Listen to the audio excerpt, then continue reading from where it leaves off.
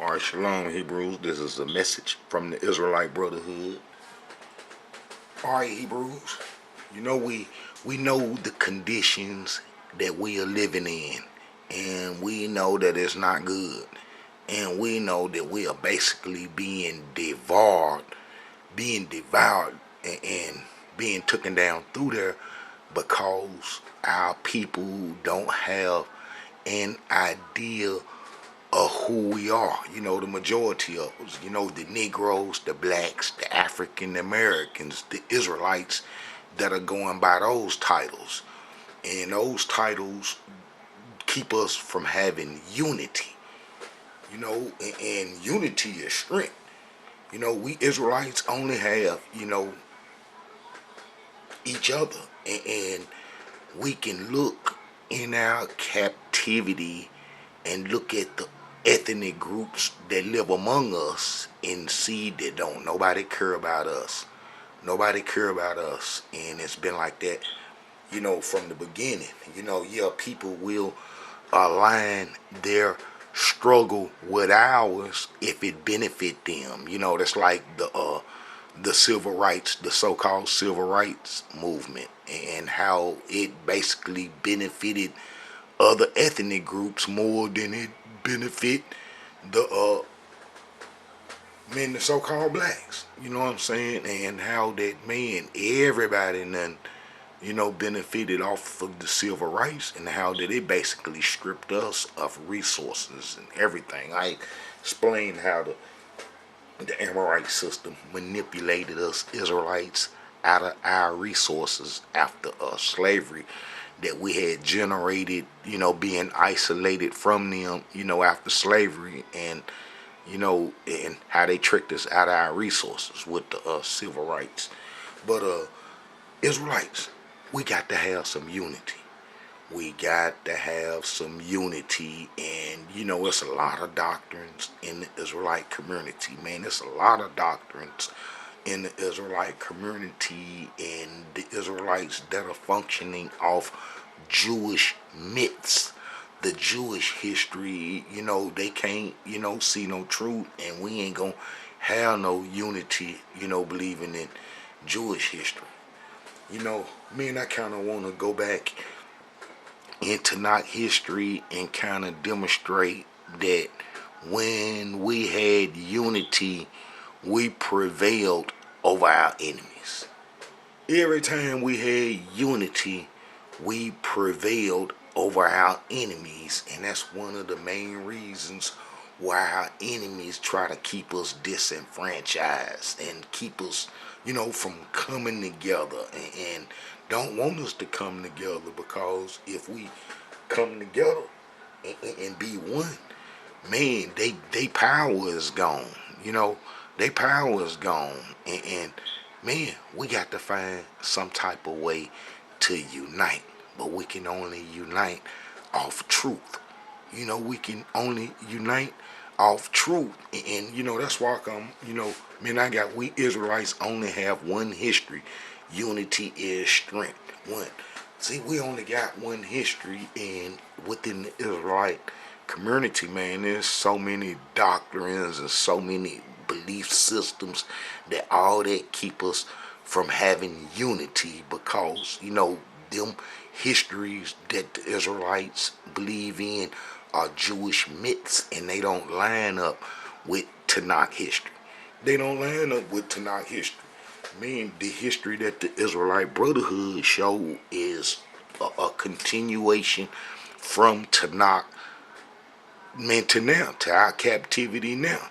I show you Israelites, how we Israelites broke the covenant during the Babylonian wars, and how the whole Israelite nation was tricked into Africa, man. And that's like, man, that's another thing, man. When I was doing this one video, all the Israelites ran into Africa, not just Judah. Man, I had a little cell phone, man, a little Android cell phone that, man, probably, man, it wouldn't record 30 minutes. Man, sometimes I'd be blessed to get 20 minutes on the phone. And if you look at the Israelite videos, the Israelite Brotherhood videos from the beginning, you'll see those little bitty videos for 3 and 4, maybe 10, 15 minutes, probably no more than 30, is because I had a little cheap phone. And man, that's all I had. And then I was, starting to come into showing the history, to the Israelite community. But, I was blessed with a camera and how I can do, the history a little longer. And then what I wanted to do is, after I express how we Israelites need unity and how unity, man, we always prevail over our enemies when we got some unity. And then I want to show how all the tribes ran into Africa, because like I said, man, when I did this one video, look, all the Israelites ran into Africa, not just Judah. And this one of the main videos, you know what I'm saying? And I'm thankful that Israelites, men, are able to see, able to see, you know what I'm saying? 54 agree, man. It's plain, clear history that I show. Plain, clear history that I show how we Israelites ran into Africa, all the Israelites, and how it never was any 10 lost tribes. How it never was any 10 lost tribes. Now, if Israelites can start comprehending that it never was any 10 lost tribes, and that we are the Israelite nation, the people that was captured during the transatlantic slave trade, and then how we are the Israelites. I show how we went into Africa during the Babylonian Wars in the book of Jeremiah. I want to go into this history again, and stretch it out a little bit, even though I got, history, a whole bunch of videos covering this, of how we Israelites ran into Africa. Man, that's another thing, that if we can start,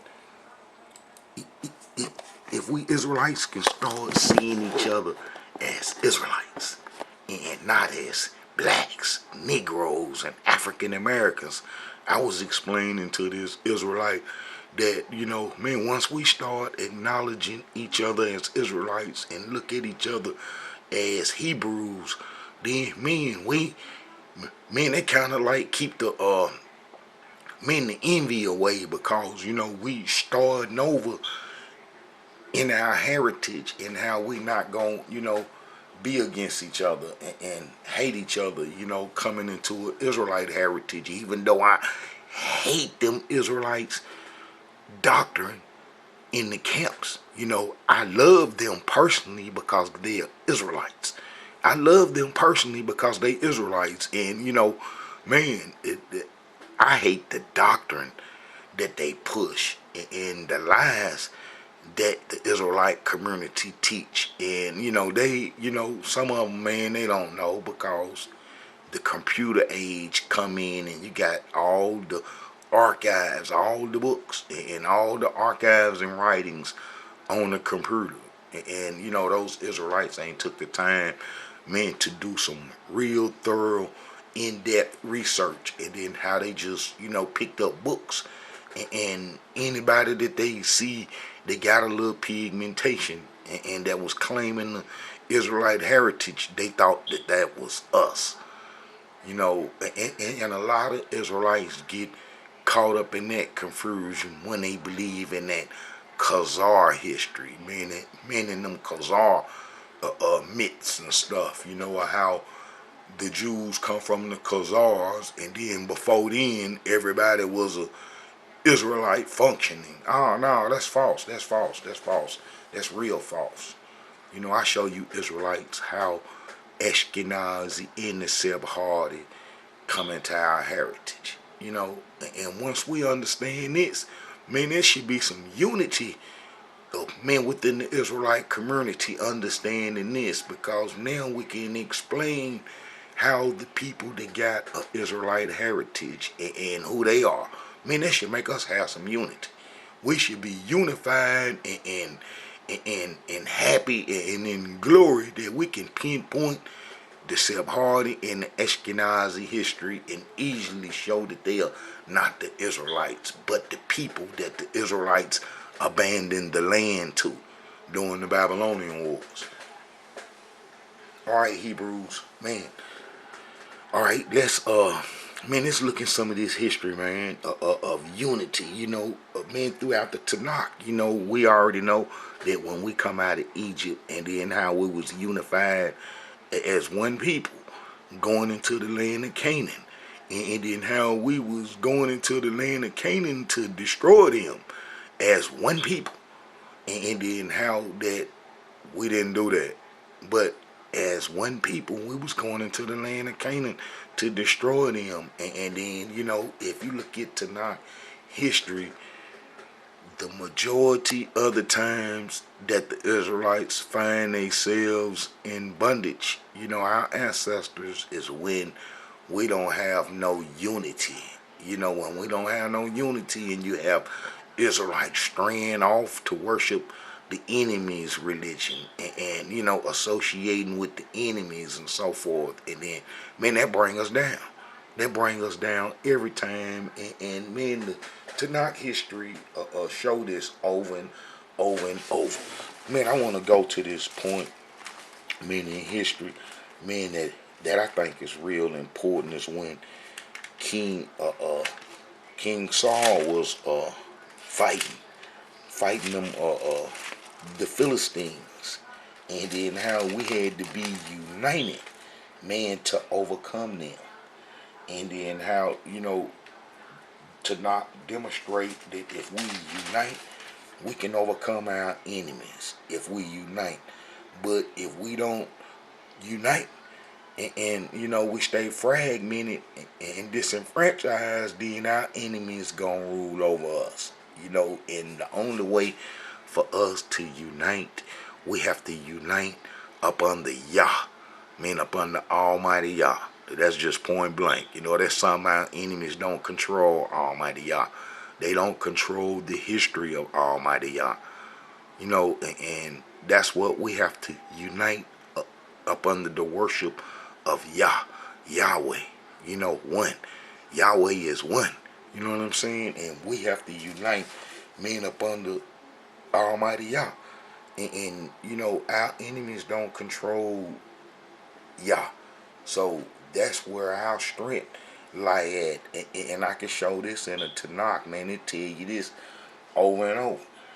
Alright, but I want to read, man, in this history, man, whereas our ancestors, man, we was in bondage to the Philistines, man, they done got us in bondage, and I think it's Jonathan and King Saul, as the leaders that's going up against the Philistines. But how we had some unity, but at first we didn't have no unity, and you have Israelites participating, in the enemies schisms, men against us Israelites.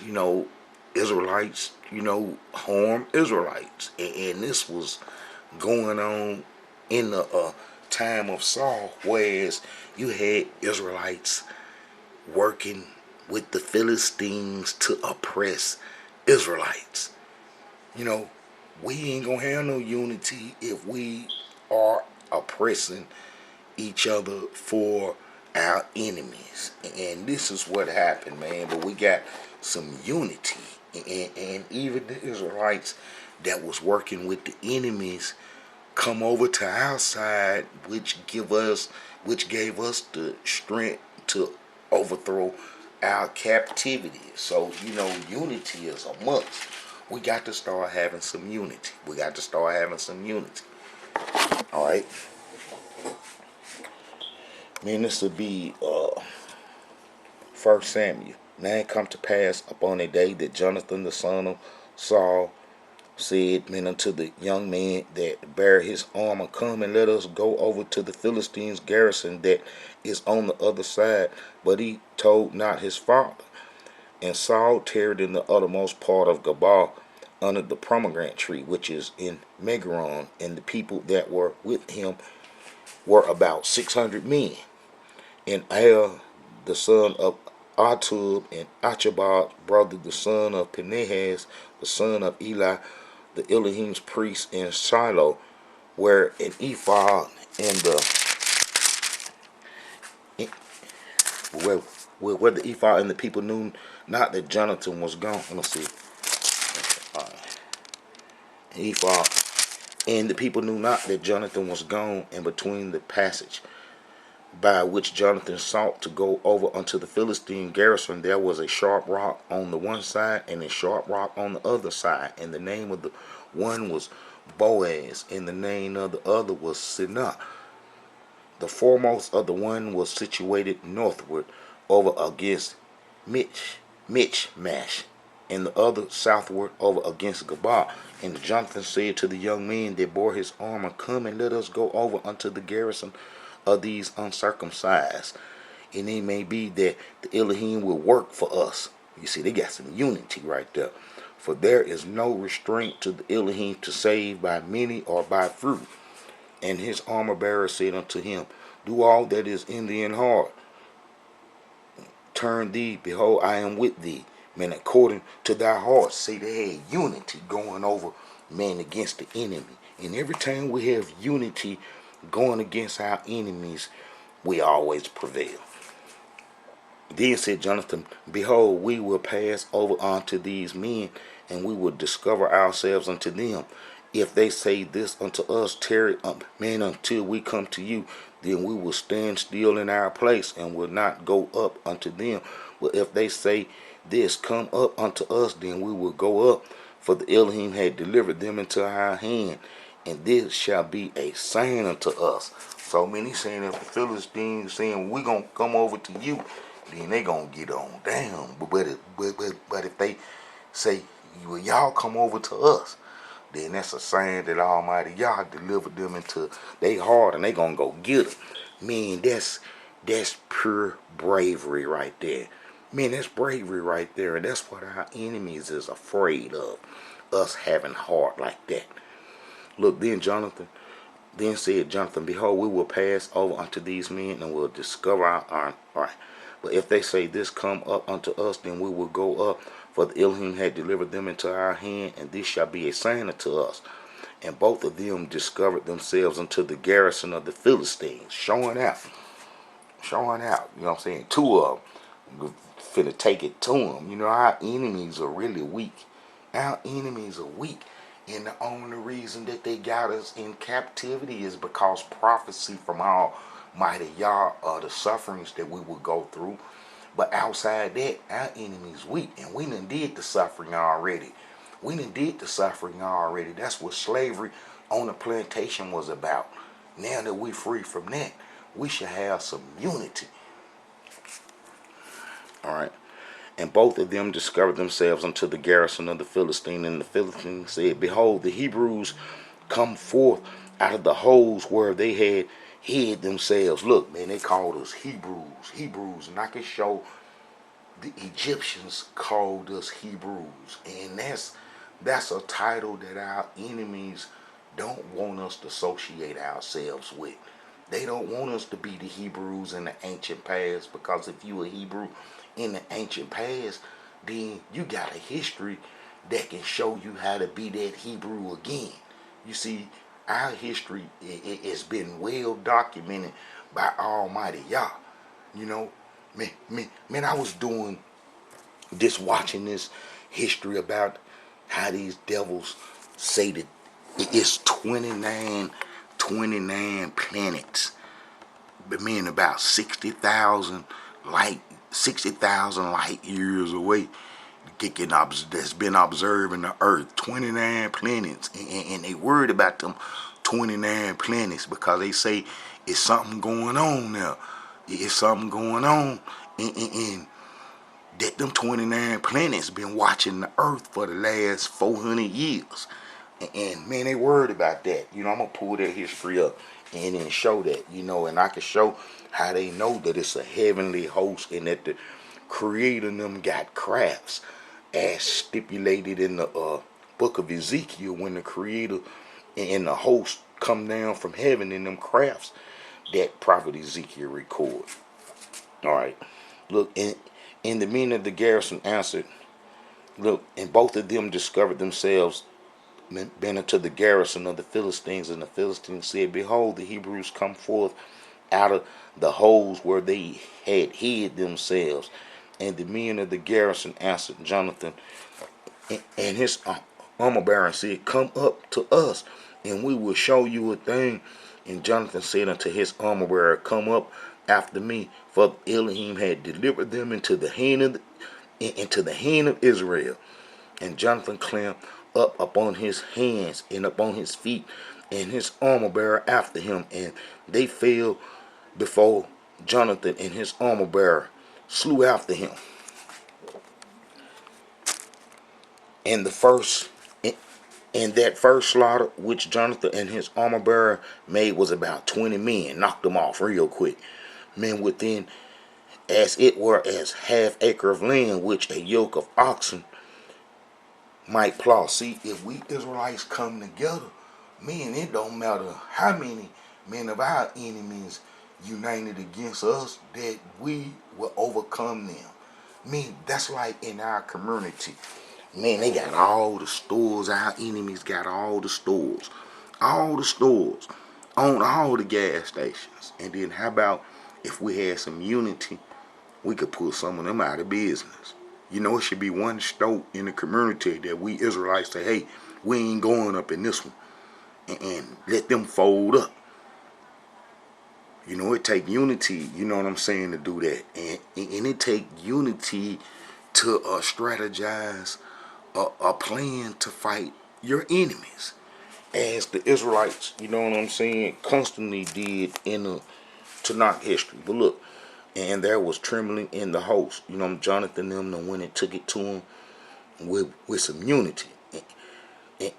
And that first slaughter which Jonathan and his armor bearer made was about 20 men within as it were an half acre of land which a yoke of oxen might plow. And there was trembling in the host in the field and among all the people, the garrison and the spoilers. They also trembled in the earthquake as it were a very great trembling. You know, they was getting busy, and them folks gonna probably start fighting each other. Confusion. And the watchmen of Saul and Gabal and Benjamin looked, and behold, the multitude melted away, and they went on beating down one another. Then said Saul unto the people that were with him, Number now, and see who is gone from us. And when they had numbered, behold, Jonathan and his armor bearer were not there. And Saul said unto Bring hither the ark of Yah, for the ark of Yah was at that time with the children of Israel. That's that telephone. And it come to pass when Saul talked unto the priest that the noise that was in the host of the Philistines went on and increased. And Saul said unto the priest, We will draw thee in hand. And Saul and all the people that were with him assembled themselves. And they came to the battle. And behold, every man's sword was against his fellow. And there was a very great discomfiture. Moreover, look, check this out. This is when we get unity, men, to overcome our enemies. Moreover, the Hebrews that were with the Philistines before that time. See, you had Hebrews in the Philistine army, and that's the only thing that give our enemies power over us is when we assist our enemies with destroying ourselves. When we assist our enemies with destroying ourselves, man, it's awful, and man, there's no unity in that. But right here, you can see how some Hebrews was working with the enemies against many Hebrews. You know, we the same people in the Tanakh as we are now, and Hebrews will work against their people.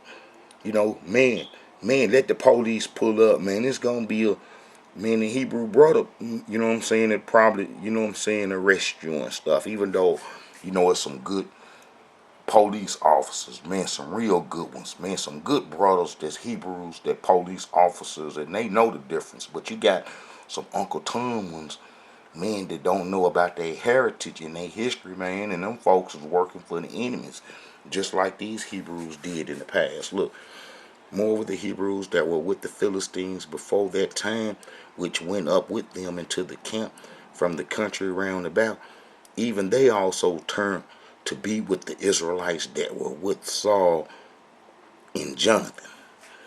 See, all right, but those Hebrews could have been, they ain't Israelites, but them be the Hebrews that was with the sons of Prophet Abraham, Medine, and some of them folks. You know what I'm saying? Could have been with the Philistines, but how that they came and united with, what I'm saying, the Israelites that were with Saul and Jonathan. And that's how it's gonna be. You know, when our enemies see that, we got the upper hand, then all the other people that, rolling with them gonna come join us and be on our side. Look, likewise all the men of Israel which had hid themselves in Mount Ephraim, when they heard that the Philistines fled, even they also followed hard after them in the battle. So the Elohim saved Israel that day, and the battle passed over unto Bethaven. And the men of Israel were distressed that day, for Saul had adjured the people, saying, all right, yeah, so anyway, unity is a must. Unity is a must, and we not gonna have nothing, man, unless we have some unity. You know what I'm saying? And I can show, man, another time where we all had one heart and man, to worship Almighty Yah, and that'd be during King Hezekiah's time, when he called all the tribes to come together to man to to do the Passover. See, we didn't really have no unity. Saul time we had unity because he was the king of Israel. During King David time, man, we had unity because he was the king over all Israel. And then when Solomon come about, the split came, and we ain't had no unity since then. We ain't had no unity since then. But then how that a little point in time, man, before our captivity in the transatlantic slave trade, this would be during Hezekiah time, how we had some unity and how we came to the Passover dinner. And then within that history, you can see that all the tribes were still at home, and that it never was any 10 lost tribes. Man, that it never was any 10 lost tribes. Man, let me read this, and then I'm going to go into that. Alright, let's go to Psalms. That'll be Psalms 133. Psalms 133. Psalms 133. Behold how good and pleasant it is for the brethren to dwell together in unity. Look. Behold how good and how pleasant it is for brethren to dwell together in unity. In unity, that's what we Israelites got to have, some unity. And man, when we have unity, we able to overcome our enemies. Man, this is, stretched all the time throughout Tanakh history, man. If we, together, man, we can overcome our enemies. But it's hard for us Israelites to come together if everybody, man, is up under 15 different doctrines, because then you got everybody thinking that they're right about Israelite history when they're wrong. And we got to go by Tanakh history. And if we go by Tanakh history, showing that we the Israelites, and then flow off their history, then, man, we're going to have some unity. We're going to have some unity. Man, that's a whole bunch of history I don't want to show. But let's go to, like I said, I want to cover that 10 loss that all the Israelites ran into Africa and not just Judah. And this should bring some unity right here, because you got a lot of Israelites think that the Israelites were taken during the so-called Assyrian captivity, and then how that the Assyrians supposed to have took 10 tribes and then took them somewhere to Assyria, took them to Assyria, you know what I'm saying, around about these parts, and how that they supposed to have went all over the world and became all these different ethnic groups. You know, man, I show that that's wrong, and that all the, you know what I'm saying, that our people didn't go to all these lands to man, to become all these different peoples. You know, that we didn't come, that we didn't go to all these lands, man, to become all these different peoples as our enemies try to make us think. You know, that we all these peoples right here. You know, they they want everybody to think that during the Assyrian times that 10 tribes was taken, and that, you know, that because of that, that everybody around the world, you know, can claim an Israelite heritage because the 10 tribes, you know, they got myths, you know, and this what keep us from having unity is because of the Jewish myths, and that Israelites be, you know, holding on to the Jewish myths, but, you know, they got it that the tribes was, you know, taken during the Syrian times, 10 of them, and that they went up to Europe, and then some kind of way they magically made it over to the Americas with no Israelite heritage. You know, no carts, wheels, no horses, no sheep, no cattle, no gold smelting, and no stone finding, and none of that. You know, and I explain in videos how that, you know, that that's false. But they want you to think that the Israelites are all these peoples and the natives. We ain't gonna have no unity. We ain't gonna have no unity.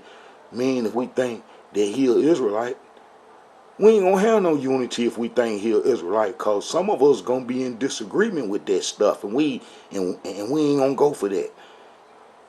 See, we ain't gonna have no unity with Israelites believing that he is an Israelite, knowing that, you know, he ain't get on no ships like the Creator said that the Israelites will be taken to Egypt in ships, and how that these peoples didn't come from Africa during the transatlantic slave trade, and how I could show that all the Israelites ran into Africa during the Babylonian wars, all the tribes, as I'm gonna do.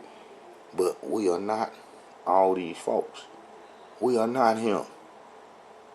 We ain't gonna have no unity, man, if we think he an Israelite. And you got Israelites thinking that these folks are Israelites. Yes, you got Israelites thinking that these folks are Israelites. We ain't gonna have no unity. We ain't gonna have no unity, man, if we think all these folks are Israelites because they got pigmentation as Israelites do. Ain't gonna be no unity. Ain't gonna be no unity if we think that every person with pigmentation is an Israelite. And that's how some Israelites think that all these peoples in these foreign lands with pigmentations are the tribes of Israel because of the Assyrian captivity. And man, that's false. We ain't gonna have no unity. Ain't gonna never be no unity. It ain't gonna never be no unity believing in that mess. You know, but you got Israelites, you know, believe in that mess. Believe that these folks none left during the Syrian times, and, you know, morphed into all these other ethnic groups. But I can show how that's false, and how that the Israelites, all the tribes, ran into Africa. You know, and look, man, I can show that some of them Israelites believe in that 10 lost tribe stuff, and with the chart and stuff. Let me see if I can find that chart. And if I can find that chart, man, it's a chart that I got that, you know, the Israelites believe in and stuff. If I can find it, I got it somewhere. I got it somewhere. I got it somewhere. If I could just find it, might not be able to find it. Here it is. You know, we ain't gonna have no unity, man, if we believe that that Gad, it's the North American Indians, and the Dominicans is Simon, and Brazil, Argentina is Asha. You know, I can show that, man, that's false. And that the Seminole Indians is Reuben, and the Hawaiians and Samoans is Naphtali, You know, man, them Israelites is crazy with this mess, man. I'm talking about, man, they don't know Tanakh history and they don't know dates and timeline. They don't know dates and timeline and how, man, it's the blind leading the blind. That 70 AD and that lost tribes, demigod worship. It's the blind leading the blind, and they spreading Jewish myths when the Israelite doing that. Man, that's a hole that they finna go down into. That's a hole that they finna fall into. And both of them blind, they can't see, their eyes covered up. And that's how it is with Israelites. Man, they believe in these doctrines in this chart. And then I show over and over how the chart is false. And we ain't gonna have no unity. We ain't gonna have no unity, man, believing in that type of mess. And then look, let me show, like, during the Assyrian times, how King Hezekiah had everybody at home. That's why it's important, man, to know timelines, man. If you know timelines, man, if you know timelines, when these people came and when this person came and when they came, man, it'll help, you know what I'm saying, keep the myths up off of you. And then look, we know that during Hezekiah time, King Hezekiah, that's gonna be right here. King Hezekiah. King Hezekiah. All right, Hezekiah. 716 to 687 BC.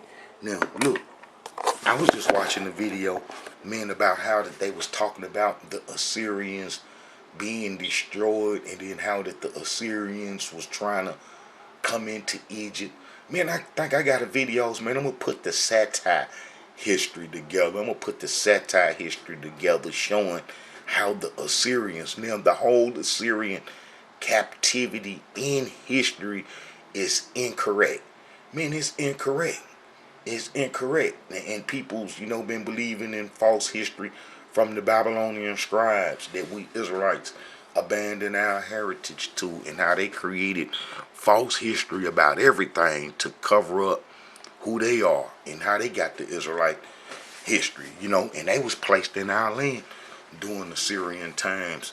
But how King Hezekiah, how the Assyrians went into Egypt during King Hezekiah time, and how that they went into Egypt to get rid of the Nubian stock from Upper Egypt that was in control, and how the Assyrians always had a friendly relationship with the Mishwish tribes that was from Lower Egypt, who we Israelites were kindred through Joseph marriage to Asenath, the priest of On daughter, and so forth, and how that the Assyrians was trying to get through the promised land while King Hezekiah. See, it's no trespassing the promised land, and no going across the promised land when we got a righteous king and everybody is worshiping, Almighty Yah, and man, it's hard for the enemies, man, to try to get across, because we're going to resist them, and so forth. And that was going on during King Hezekiah time, even though the Assyrians was kind of like getting the best of us because of the northern tribes of Egyptian worship. But I can show how the Assyrians and the Israelites and the Egyptians were united against the Ashkenazi Chaldean stock that controlled the Scythians, that controlled it, Babylon and Chaldea and so forth, and how we was united against them. And I can even show Prophet Isaiah even prophesizing the satire history, taking place and so forth. And it started around about 697 or 680 something, you know what I'm saying? But been around King Hezekiah time. It's when the satire history started, and it's when the Israelites was fixing, uniting with the Egyptians and the Assyrians to fight off the Babylonians. But it didn't work because we was man, we was loaded with sin. We was loaded with sin. And every time we loaded with sin, man, we can't, resist our enemies and so forth. But if you go to Isaiah, I think it's Isaiah 19. Yeah, see. All right. 19. Look, 23. In that day shall there be a highway out of Egypt to Assyria, and the Assyrians shall come into Egypt, and the Egyptians into Assyria, and the Egyptians shall serve with the Assyrians. In that day shall Israel be the third with Egypt, and with Assyria, even a blessing in the midst of the land. And whom the Elohim of hosts shall bless, saying, Blessed be Egypt, my people, in Assyria, the work of my hands, in Israel, mine inheritance. This was in 725 BC. This was like 30, 40 years, man, before it actually took place. And it's called the satire history of Egypt. When the Assyrians were united with the Lower Egyptians, and then the people that controlled Lower Egypt is who Joseph was kin to. But look, let me show how all the tribes was at home during the Syrian times. Man, if you go to that'd be Second Chronicles,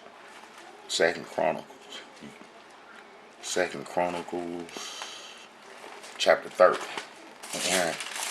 And remember, this is under King Hezekiah. We see when he around 716 BC. So the Syrians supposed to had them took tribes 10 tribes away 7 years before then. No tribes are supposed to be mentioned. And he ain't supposed to be corresponding with the northern kingdom because they supposed to be gone. But yet, if you look at King Hezekiah history, all the tribes are here. Man, they still here after the Assyrian captivity. And I can show that the Assyrians only needed 3 tribes to help them fight the Babylonians and get control of Babylon. And how that we Israelites helped the Assyrians get control of Babylon, as can be seen when Manasseh was taken to Babylon under Assyrian control. All right, and that'll be King Hezekiah's son. All right. And Hezekiah sent to all Israel in Judah and wrote letters unto Ephraim and Manasseh that they should come to the house of the Elohim at Jerusalem to keep the Passover unto the Elohim of Israel. Now look, you see it says, plain as clear as day. There's no way to misunderstand this. There's no way to misunderstand this. And Hezekiah sent to all Israel in Judah. So they mean them folks at home. Them folks is at home. It should go to show you that them folks at home. Alright. That they should come to the house of the Elohim at Jerusalem to keep the Passover unto the Elohim Yah of Israel. For the king had taken counsel, and his princes and all the congregation in Jerusalem, to keep the Passover in the 2nd month. For they could not keep it at that time, because the priests had not sanctified themselves sufficiently, neither had the people gathered themselves together to Jerusalem. And the thing pleased the king and all the congregation. So they established a decree to make proclamation throughout all Israel. Look, throughout all Israel. And I got that 1 Samuel 3:20. Someone looked that up. And they established a decree to make proclamation throughout all Israel from Beersheba even to Dan, that they should come to keep the Passover unto the Elohim Yah of Israel at Jerusalem, for they had not done it of a long time in such sort as it was written. So a proclamation went from Beersheba to Dan. See, we should have some unity. We should have some unity easily if we see that there wasn't no 10 lost tribes, and that all the tribes went into Africa, as I can show, during the Babylonian Wars, and that if we all got taken during the transatlantic slave trade, that how we still one people, and how we should have unity knowing this, that we still one people. Alright? From Beersheba to Dan. Alright, look, you see, right there. Beersheba, he wrote that letter, and it went all the way to Dan. It went all the way to Dan. So, why would King Hezekiah write a letter from Beersheba, to go all the way to Dan if ain't nobody there? That don't make no sense. And we know that that was after the Assyrian captivity, because you see King Hezekiah on the throne, 716 BC. And we know that the Assyrians didn't take 10 tribes after that. After King Hezekiah's reign, because you can look in King Hezekiah's great grandson, King Josiah's reign, that'd be number 16. And then how all the Israelites were still home under his rule, and how he cleaned up the whole Israelite kingdom, the whole nation from the north to the south. And then how when the Egyptians killed him, then we would go into Africa then, and then we would lose our identity. We lose our identity. Alright? So from Beersheba to Dan, we see that King Hezekiah wrote a letter.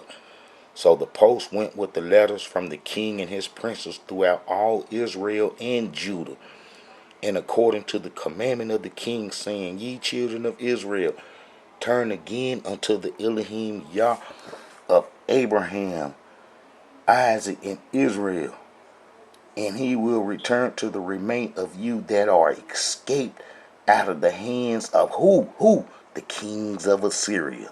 Kings, you see that S. Man, you're dealing with the king now. Alright, so we know that the Israelites escaped the Assyrians because King Hezekiah said, and then it's plain and clear here in the Tanakh. As you can see in history when King Hezekiah was on. So if the Israelites escaped the Assyrians, then those Israelites will be around after the Assyrians' trouble is over. And I could show in history how Ashkenazi took it to Nineveh. And how a prophet, the prophet Nahum told them to take it to Nineveh because of how they was doing the King Hezekiah. And then how did they try to take credit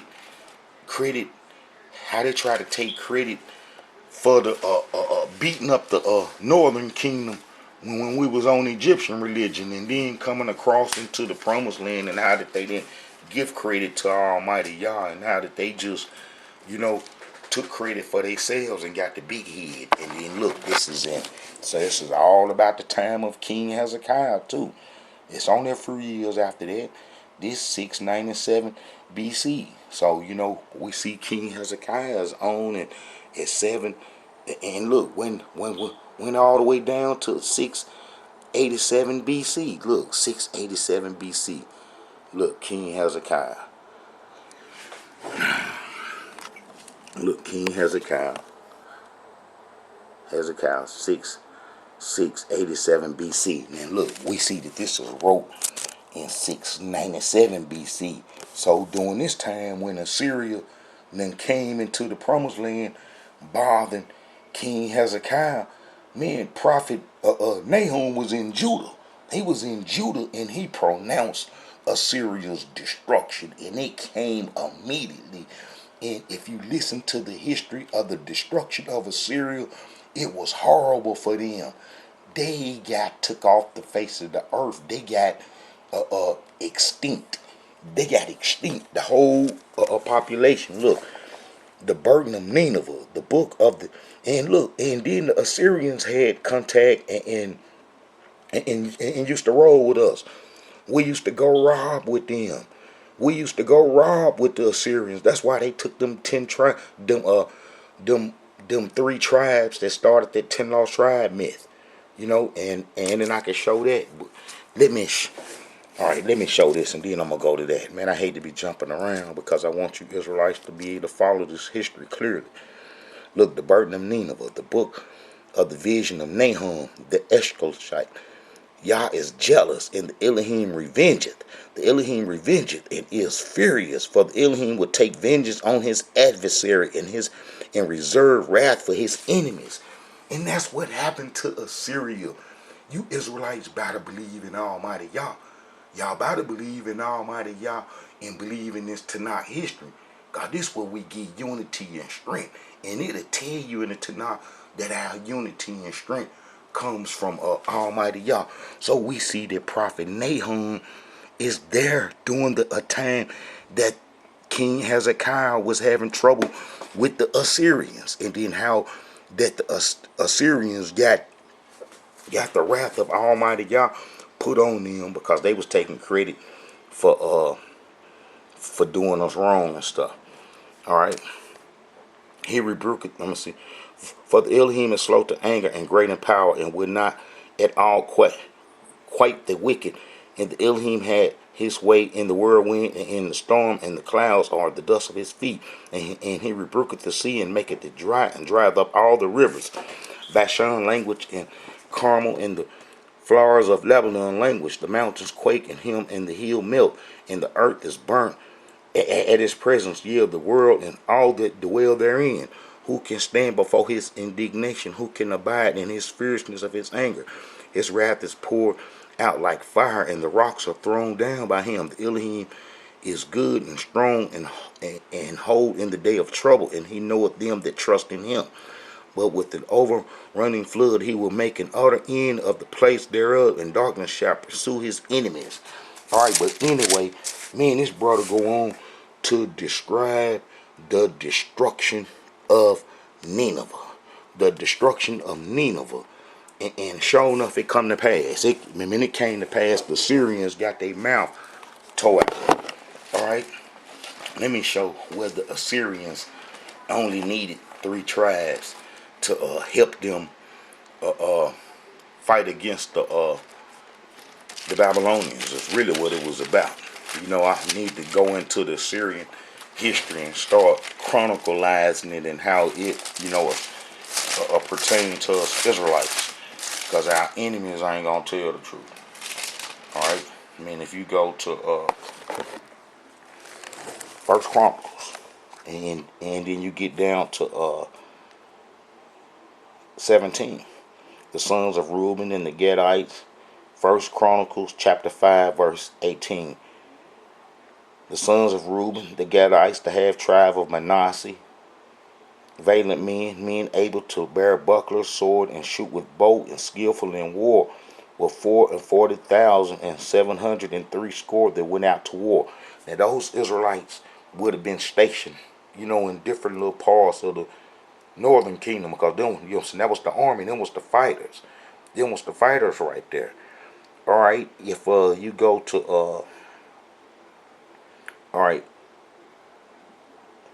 verse 26, and the Elohim of Israel stirred up the spirit of Paul, king of Assyria, and the spirit of Talicaplazer, king of Assyria, and he carried them away, even the Reubenites, the Gadites, and the half tribe of Manasseh, and brought them unto Hala and Hara, man, until the river goes on. Alright, those are the Israelites that the Assyrians needed to help them fight men against the Babylonians, who eventually destroyed Assyria in 612 BC. But how all the Israelites were still at home after the Assyrian captivity, and all the Assyrians needed was them 3 tribes, the fighters. And man, if you look at Assyrian history and listen to it, they wasn't nothing but robbers, and warriors, fighters, and they come and got us, and how we was already associated with the Assyrians, so it wouldn't be nothing, man, for them to come get us, to help us, to ask us to help them and stuff. You know what I'm saying? But those 3 tribes were doing the Egyptian religion and protecting the Egyptian religion. So Almighty Yah gonna fix it, man, where they get snatched up and took off, and then that's what happened to them. But if you look at Hosea 12 Ephraim feedeth on wind and followed after the east wind. He daily increases lies and desolation, and they do make a covenant with the Assyrians. And oil is carried into Egypt. Look, you see that? Make the tribe of Ephraim had an agreement with the Syrians, a covenant with them, and we would take oil into Egypt for them. You see what I'm saying? So that, seeing that the Assyrians were mortal enemies to the Israelites, and how we never had any connection to them until the Assyrians so-called coming to the land and stuff. Well, their whole history about the Assyrians is incorrect of what our enemies been teaching, because it helped them hide who they are and stuff. Hide who they are because they was placed in our land during Assyrian times. The Sebhardis was something real serious went on. If you go to Second Kings, these the Babylonian scribes that control our history. If you go to Second Kings, let's see, chapter 17. Alright, I turn right to it. Alright. And the king of Assyria brought men from Babylon, and from Cuddle, and from Abel, and from Hamath, and from Sepharvaim, and placed them in the cities of Samaria instead of the children of Israel. And they possessed Samaria and dwelt in the cities thereof. You know, the Israelites gonna be in the rent to the meant to Judah inheritance, as King Hezekiah had to dig underground and expand the water supply and so forth. All right, so we see that the Israelites still home under King Hezekiah. You know, we see that they still at home under King Hezekiah, and then as you read, I show how they escaped the Syrians. Look, so the post went with the letters from the king and his princes throughout all Israel and Judah, according to the commandment of the king, saying, Ye children of Israel, turn again unto the Elohim Yah of Abraham, Isaac, Israel, and he will return to the remain of you that are escaped out of the hands of the kings of Assyria. Alright, so then as you read on down, you're going to see that, look, so the post went from city to city through the country of Ephraim, Manasseh, and even Zebulun, but they laughed them to scorn and mocked them. Nevertheless, the verse of Asher and Manasseh and Zebulun humbled themselves and come to Jerusalem. But if you look at the camps, meaning the camp history, if you look at the camp history, you'll see that they got for Zebulun Colombian Panamanians, and then for Asher, they got the Brazilian Argentinians. Now that junk crazy, because they at home after the Syrian captivity. They at home. And you can see this in the Tanakh easy, as you can see when King Hezekiah was on the throne. When King Hezekiah was on the throne, I'm showing you right there. Right there. So he sent the letter to him. And he even said that they escaped the Assyrians. And then you see Asher right here during King Hezekiah time. So how could they have been taken in 722, 10 tribes by the Assyrians? That's false history. That's false history. We're not going to have no unity having false history.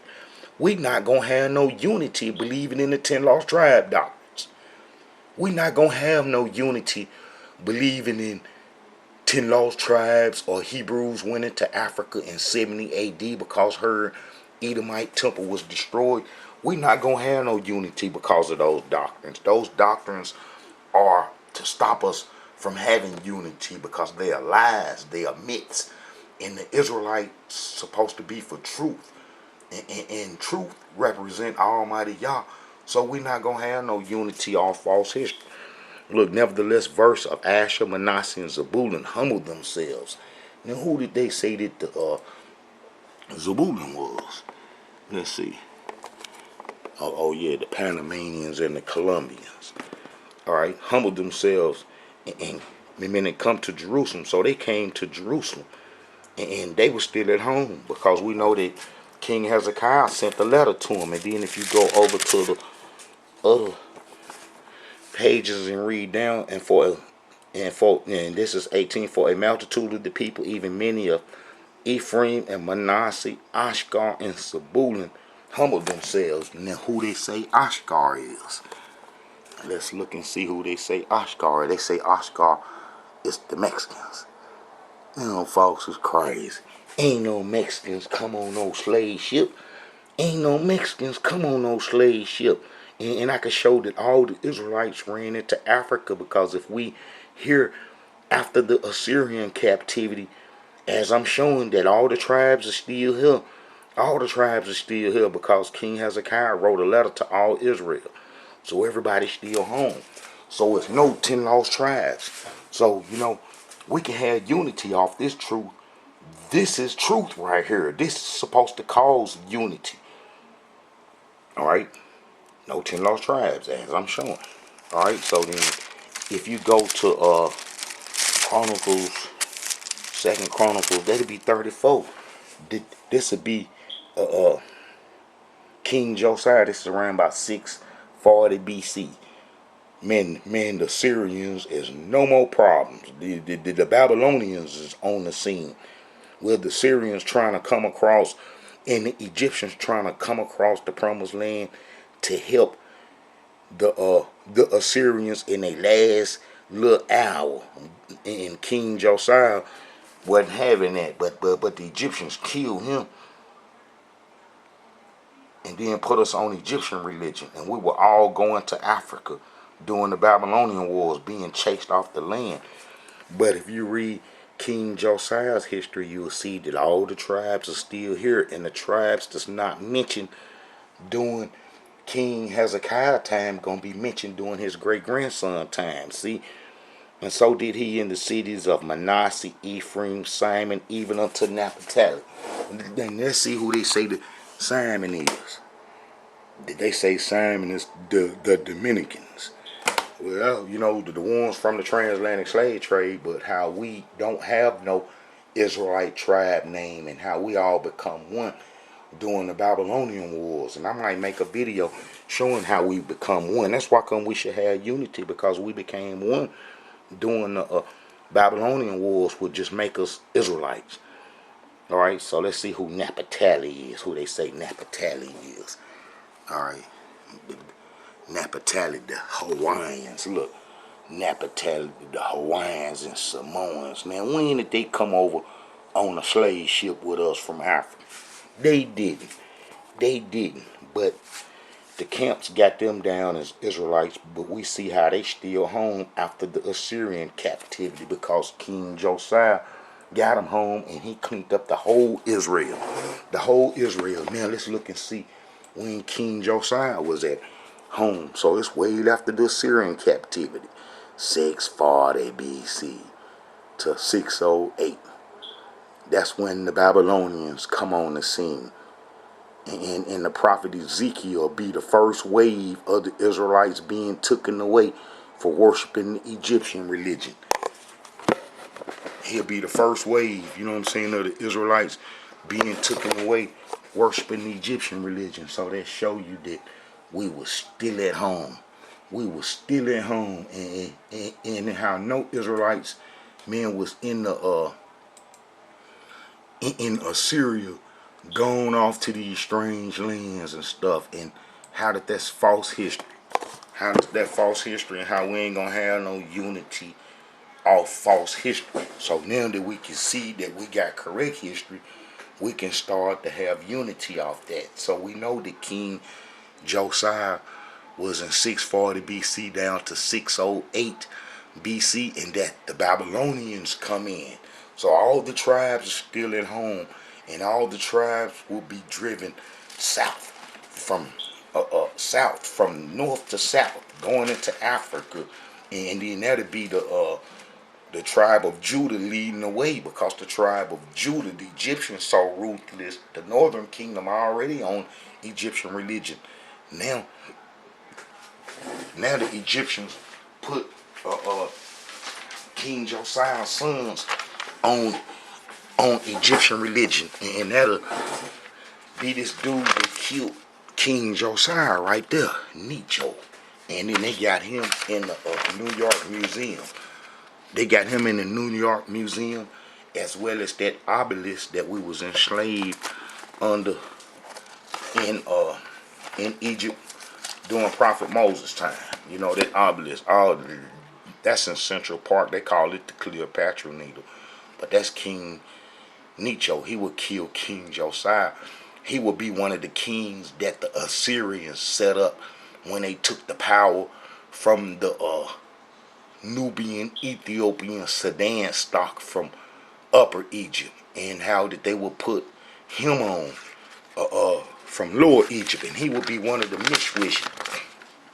Mishwish kings, you know, and then how that his ancestry go all the way back to when we first went into Egypt, and when that priest gave Joseph Anseneth, the priest of our own daughter, and how that they are of that lineage. But he would kill King Josiah and put us on the Egyptian religion, and we would go into Africa, and Egypt, door was wide open for us. As I could show that we went into Africa, we did a lot of foul stuff, man. Before we went into Africa, man, we said that we was gonna stay on the land if Almighty Yah told us to. Prophet Jeremiah went to go see what Almighty Yah said. Almighty Yah told us to stay, and we said, no, we going into Africa to live.